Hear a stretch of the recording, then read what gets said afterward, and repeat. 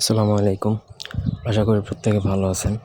আজকে আমি আপনাদেরকে শত্রুকে একটা পাগল করার তাবিজ দিব। মানে শত্রুর উপর এই বান বা এই তাবিজ প্রয়োগ করার ফলে শত্রু মাথা পাগল হয়ে যাবে।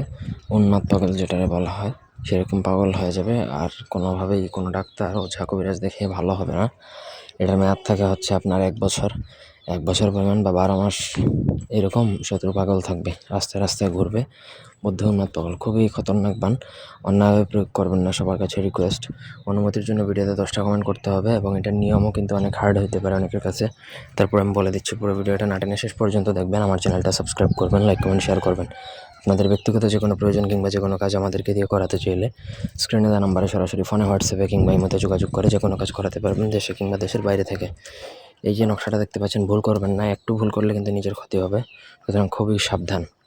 ভোজপাতার মধ্যে আপনাকে নকশা লিখবেন। বিষাক্ত সাপের কাঁটা দ্বারা একটা বিষাক্ত সাপ মারবেন অথবা যে কোনোভাবে মানে তার কাঁটা সংগ্রহ করবেন।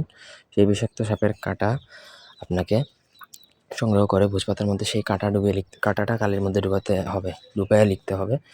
তো কালি হচ্ছে আপনার লাগবে কেশরের কালি, অষ্টাতিতার কালি এবং একটু ঘাম সিঁদুর মিশিয়ে 3টা একত্রে মিশ্রিত করে কালি দ্বারা লিখবেন।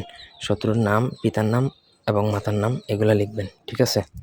যেখানে পিতামাতার নাম সেখানে পিতামাতার নাম, যেখানে শত্রুর নাম সেখানে শত্রুর নামটা লিখবেন। তারপর আপনাকে সেই নকশাটা যে কোনো শ্মশানে দাফন করে দিবেন বা পুঁতে দিবেন। এমনভাবে পুঁতবেন যেন সেটা মাটির নিচ থেকে কোনোভাবেই বেরিয়ে আসতে না পারে। আমি আবারও বলছি, মাটির নিচ থেকে যদি এটা বেরিয়ে আসে অথবা কোনো যদি চালানের মাধ্যমে এটা তুলে ফেলা হয় তাহলে শত্রু ভালো হয়ে যাবে। কিন্তু এটা খুবই ভালো তান্ত্রিক দ্বারা কাজ করতে হবে। ধন্যবাদ।